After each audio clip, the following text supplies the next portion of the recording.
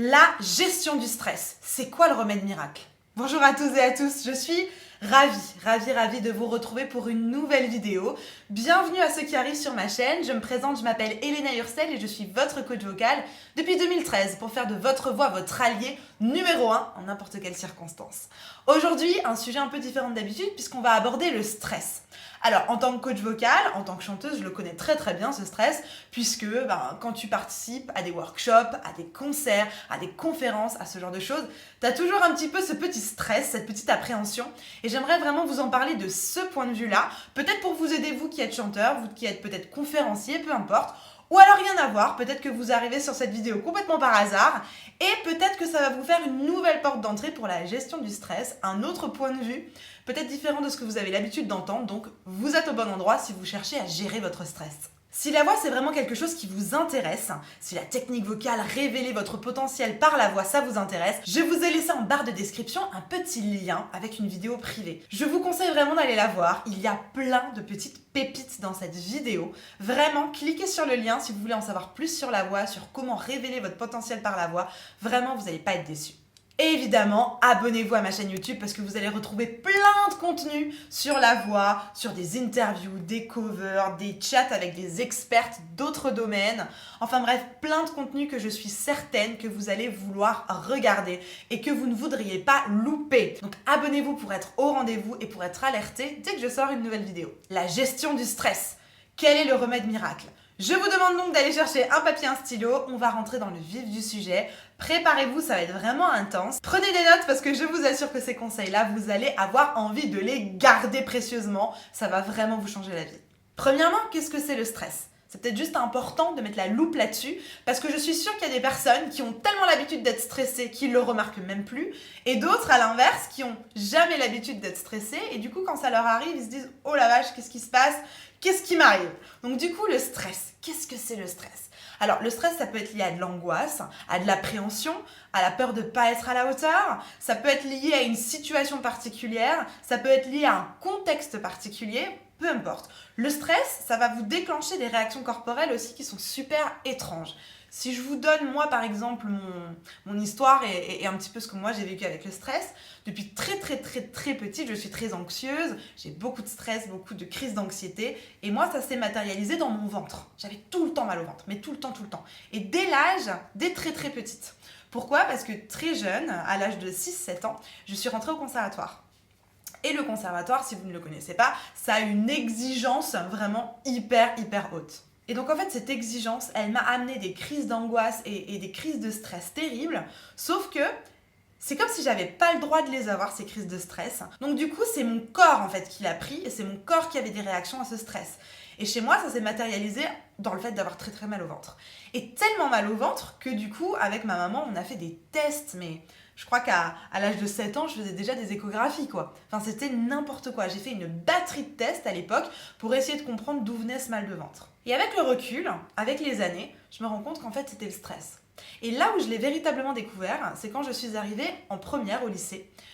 Je suis arrivée dans un lycée, mais privé, qui était comme ça, qui était très carré. J'avais des super mauvaises notes. En plus, il y avait une espèce d'ambiance un peu pesante, un peu lourde. Moi, j'étais pas du tout à l'aise dans ce lycée.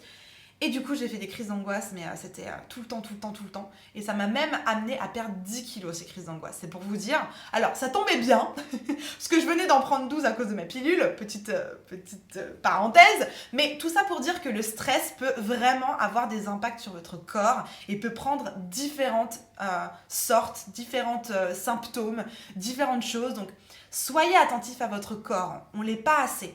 On n'est pas assez attentif à mince, là aujourd'hui j'ai ci, là aujourd'hui j'ai ça. Par exemple, ces derniers mois, j'ai fait énormément de stress. Pourquoi ? Parce que j'ai reprogrammé mon entreprise, il y a toute cette histoire de Covid, il faut se réinventer et tout ça. Ça a entraîné énormément de dégradation corporelle, j'ai perdu beaucoup de cheveux, voire 50% de mes cheveux. J'ai sur le visage plein de boutons de tous les sens. Alors, j'ai du fond de teint, donc ça ne se voit pas. Enfin, j'essaye de les camoufler comme je peux, mais dites-vous que le stress, il va vraiment se matérialiser de plein de manières. Et aujourd'hui, du coup, l'enjeu, une fois qu'on l'a identifié, parce que c'était ma première partie, d'être capable un petit peu de l'identifier et de remarquer que ça peut se voir corporellement dans la douleur ou alors par des facteurs physiques. Maintenant, ce qui va être intéressant, c'est de pouvoir le gérer, de pouvoir gérer son stress. Alors évidemment, il y a aussi du petit stress de quand j'arrive, je vous en parlais en introduction, du petit stress de quand j'arrive face à une grande assemblée ou face à des gens et que je dois parler, bon j'ai un peu de stress, etc. Comment gérer ce petit stress? Moi j'ai aussi envie de vous parler du vrai stress, c'est pour ça que je vous ai parlé de mon histoire un tout petit peu avant. Deux poids, deux mesures. Mais en fait la mécanique elle sera tout le temps la même et c'est important du coup de comprendre comment ça fonctionne.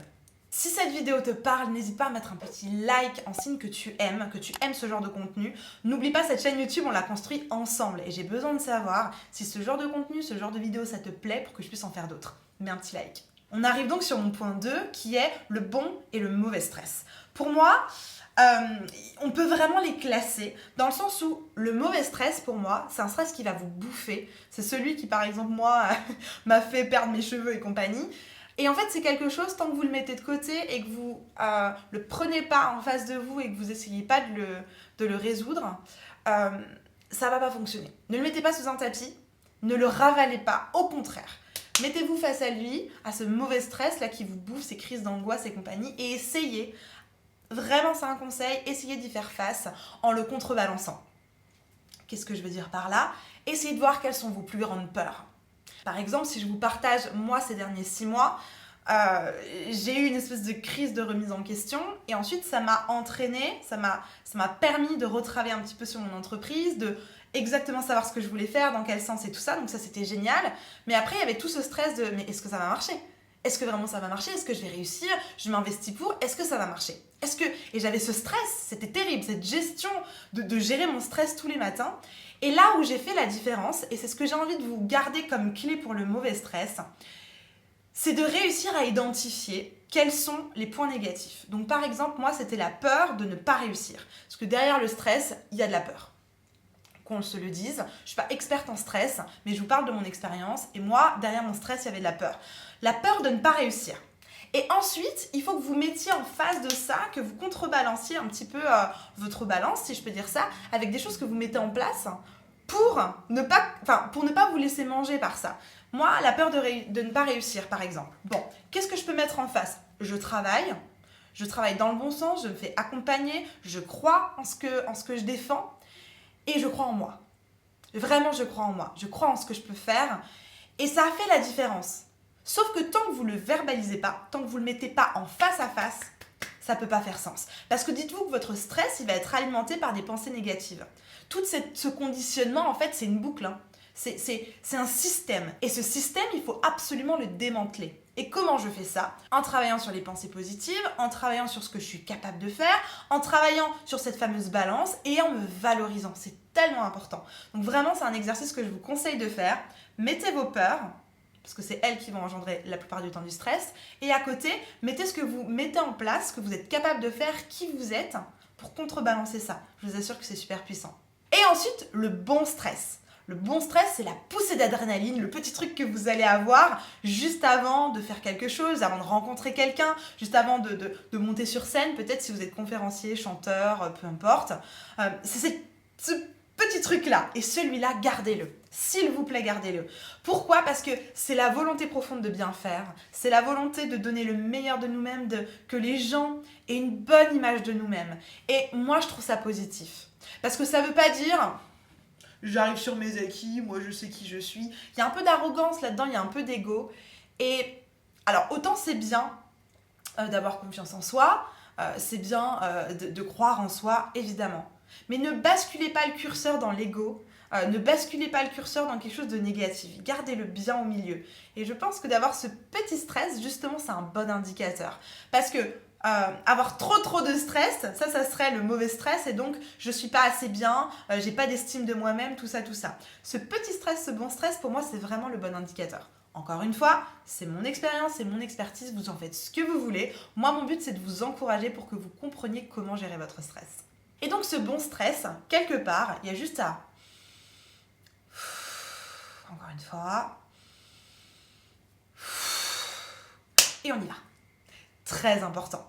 Et vous allez encore avoir ces petites secondes où vous vous lancez dans le vide et après ça va aller mieux. Ne combattez pas ce bon stress. Vraiment, il va être porteur. C'est la petite adrénaline que vous allez avoir besoin. C'est la même chose quand vous sautez dans le vide avec un saut en parachute. Il y a toujours cette petite appréhension, cette poussée d'adrénaline. Ne la combattez pas. Au contraire, allez avec elle, prenez la main dans la main et ça va bien se passer, ne vous inquiétez pas. Évidemment, il faut que vous ayez préparé ce que vous allez dire, préparé ce que vous allez chanter, parce que souvent, on a aussi du stress, et on a du mal à gérer son stress parce qu'on sait qu'on n'est pas à la hauteur. On sait qu'on n'a pas bossé, on sait qu'on n'a pas suffisamment préparé, et donc du coup, on se jette un peu quelque part, et on sait qu'on ne pourra pas donner le meilleur de nous-mêmes. Donc ça, encore une fois, préparez-vous. La gestion du stress, c'est aussi le fait d'être assuré dans ce que je vais apporter ensuite.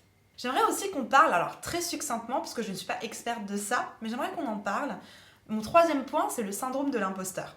C'est important qu'on en parle parce que je pense que c'est quelque chose qui est très représenté, surtout chez les femmes, et on n'en parle pas assez. Véritablement, on n'en parle pas assez. Et j'aimerais juste vous donner des petits points de travail, vous mettre un petit peu la lumière sur ce syndrome-là, et je vous invite à aller creuser encore un peu plus si ça vous parle, avec des experts dans ce syndrome-là. Moi, c'est pas mon expertise, mais j'aimerais juste vous le mettre en lumière. Je vais du coup vous lire la description de Wikipédia sur le syndrome de l'imposteur. Donc voilà la définition que fait Wikipédia sur le syndrome de l'imposteur.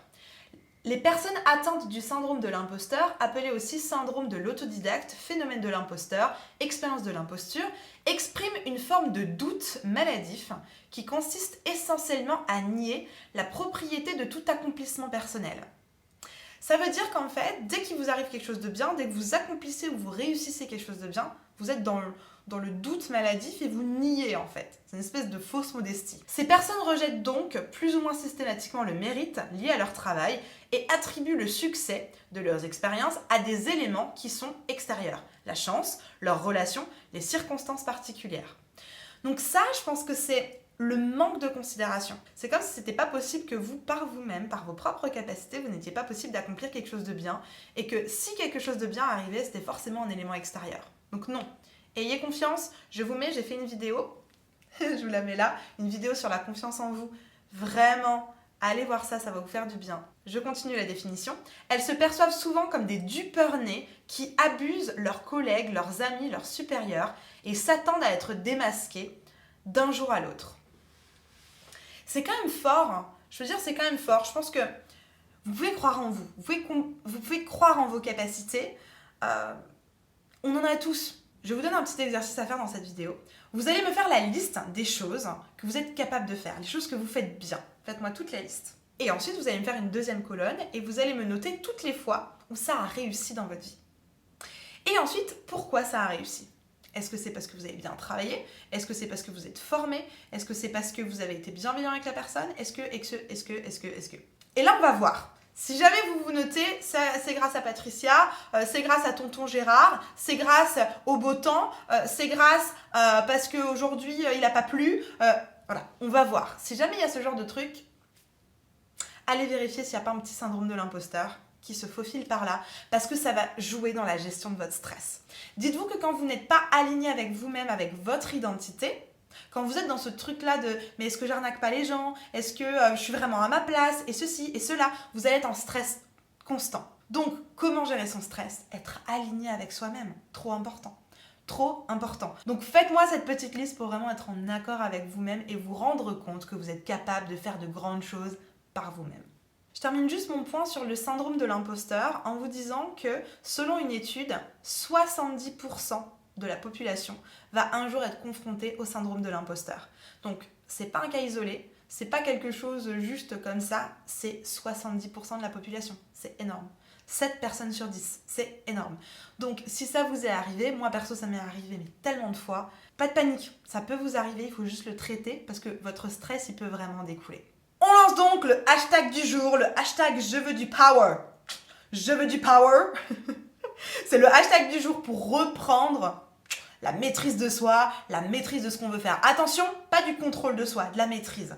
Être capable de gérer son stress, être capable de se maîtriser en mettant les bons outils, et c'est ce que je viens de vous expliquer. Mettez-moi en commentaire, oui, ça me parle, oui, c'est ce qu'il faut que je fasse, hashtag je veux du power. Je compte sur vous, mettez-moi ça en commentaire. Mon quatrième point, ça va être un nouvel exercice cette fois-ci. J'aimerais que vous preniez à nouveau votre petite feuille et que vous me fassiez un portrait de qui vous êtes. Donc vous pouvez même vous dessiner, peu importe, mettre vos qualificatifs, mettre vos points forts, vos points faibles, etc. Dessinez, mettez ces espèces essayez de vous personnifier en fait, mettez des petits attributs de qui vous êtes. aujourd'hui, donc vous notez la date du jour, qui vous êtes aujourd'hui. Vos points forts, vos points faibles, qu'est-ce que vous aimez faire, qu'est-ce que vous savez faire, qu'est-ce que vous faites bien, etc.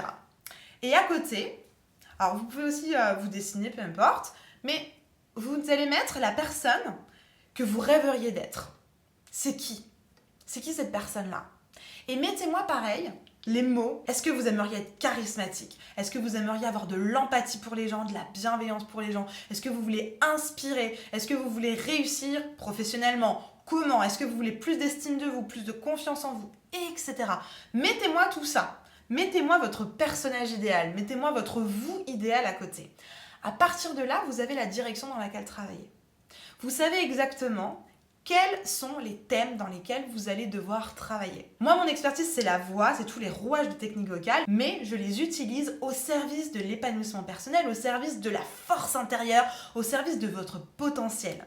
Si ça vous parle, si vous avez envie qu'on bosse ensemble là-dessus, cliquez dans la description, il y a un petit lien vers un formulaire. Remplissez-le, comme ça je peux déjà un petit peu analyser votre profil et ensuite on s'appelle et on regarde quel est le meilleur accompagnement que je peux vous proposer.